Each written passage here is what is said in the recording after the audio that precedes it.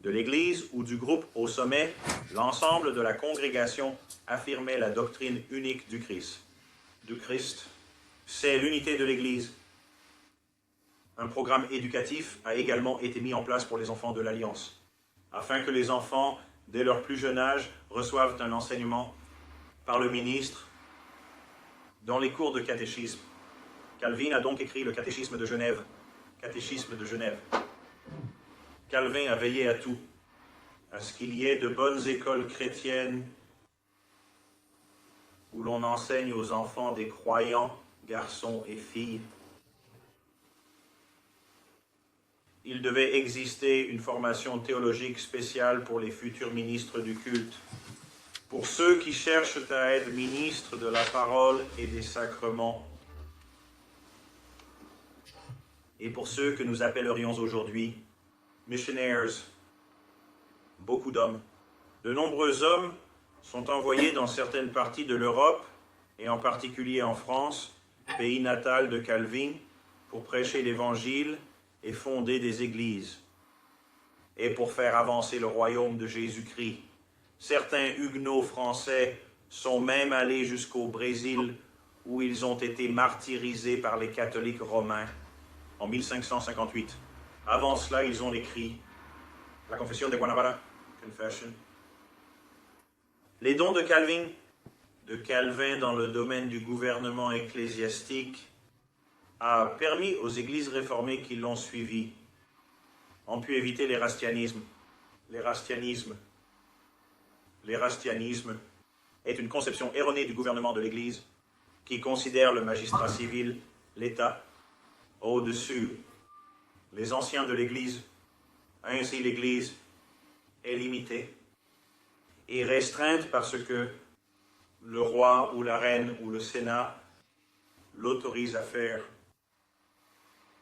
Cet érastionnisme est ce qui a paralysé le luthérien, l'autre branche principale de la réforme du XVIe siècle, parce que les princes allemands disaient au consistoire et aux ministres « N'allez pas trop loin dans votre prédication, vous n'avez pas le droit de discipliner un tel ou un tel, parce qu'il est un homme d'affaires important. » C'est aussi ce qui a paralysé l'anglicanisme.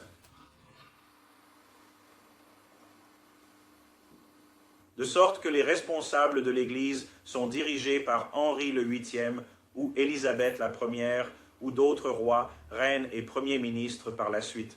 Calvin a enseigné et il a défendu et souffert pour ce principe que l'Église est libre de tout contrôle et de toute intervention de l'État parce que Jésus-Christ est le seul roi et chef de l'Église. Le gouvernement de l'Église doit être conforme à la volonté du Christ telle qu'elle est exposée dans les Écritures.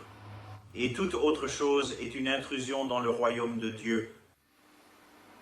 Calvin renforça les églises et protégea le royaume divin dans les églises réformées et a contribué à préserver leur pureté. Aujourd'hui, en raison des capacités de Calvin données par Dieu, en tant que commentateur biblique, de théologien et d'organisateur, de tous les réformateurs, Calvin a eu, et exerce toujours, de loin la plus grande influence, même des siècles après sa mort. Cette influence s'est surtout manifestée à travers ses écrits, et Jean Calvin était un écrivain prolifique. Il a probablement écrit plus que n'importe quelle personne dans cette salle ne lira jamais. Les œuvres de Calvin, dans une édition, s'élèvent à quelques 59 volumes, et cette édition est loin de les inclure toutes. Certaines de ces œuvres se trouvent encore dans des manuscrits poussiéreux, dans des universités et des bibliothèques à travers l'Europe. Les seuls commentaires de Calvin, dans l'édition que j'ai dans mon bureau, mesurent plus d'1,5 mètre de long, environ 110 cm de hauteur pour les plus petits que soient. Les écrits de cet auteur ont une profondeur biblique impressionnante. Elles portent sur la théologie, l'apologétique et comprennent divers ouvrages controversés, des sermons, des milliers et des milliers de lettres adressées à des personnalités et à des chrétiens modestes de tout le continent. Calvin, pratiquement seul, a été responsable de l'établissement de nombreuses imprimeries à Genève. À la mort de Calvin, il y avait 34 maisons d'édition dans cette petite ville d'environ 21 000 habitants. 34 maisons d'édition. L'influence de Calvin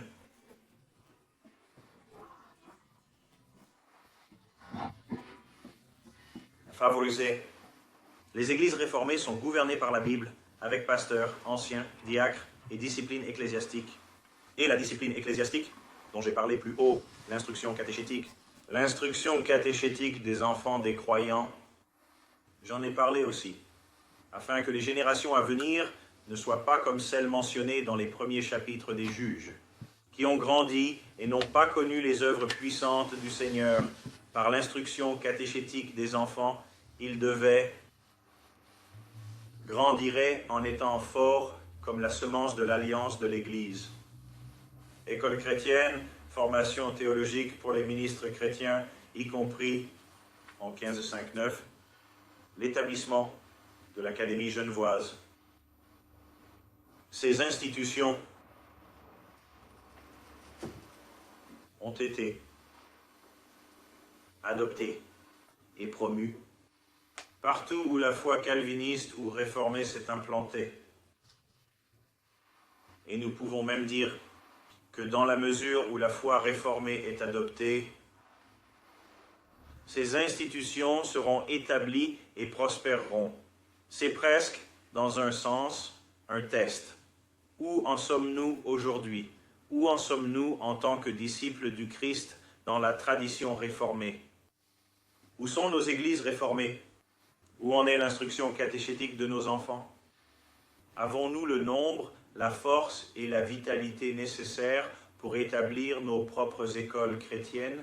Quel est l'état de la formation théologique des ministres chrétiens? Et puis nous disons, en regardant autour de nous, que c'est un désastre, une honte, un gâchis. Et nous crions à nouveau, « Seigneur, réforme ton Église ». Depuis la Réforme, à partir de 1517, l'état de l'éducation théologique, l'état des écoles chrétiennes, l'état de l'éducation chrétienne des enfants par le catéchisme et l'état des églises réformées dans les îles britanniques et en Europe est probablement plus bas aujourd'hui que jamais auparavant. Voilà où nous en sommes. C'est pourquoi nous prions pour que le Seigneur réforme et édifie son Église, pour que nous puissions voir non pas une excitation religieuse superficielle, mais une véritable réforme, une action et une construction dans l'Église et le royaume de Jésus-Christ. Et le royaume de Jésus-Christ. C'est alors que nous pourrons comprendre pourquoi que tant d'enfants de croyants apostasiens, regardez l'état des églises, regardez l'éducation minimale qu'ils reçoivent dans l'Église, pas d'enseignement catéchétique. De plus, ils sont souvent soumis à l'enseignement public qui les endoctrine avec l'évolutionnisme et l'humanisme, ce qui affecte toute la gamme de l'éducation. L'influence de Calvin s'est répandue, comme je l'ai dit, à travers ses écrits, à travers ses institutions, et troisièmement, par ses disciples. Les disciples de Calvin comprennent ceux qui ont été formés à Genève, ceux qui ont étudié ses livres, ceux avec qui correspondaient ses disciples. Il y a des hommes comme John Knox en Écosse qui professent que la Genève de Calvin est l'école du Christ la plus parfaite sur terre depuis les jours des apôtres.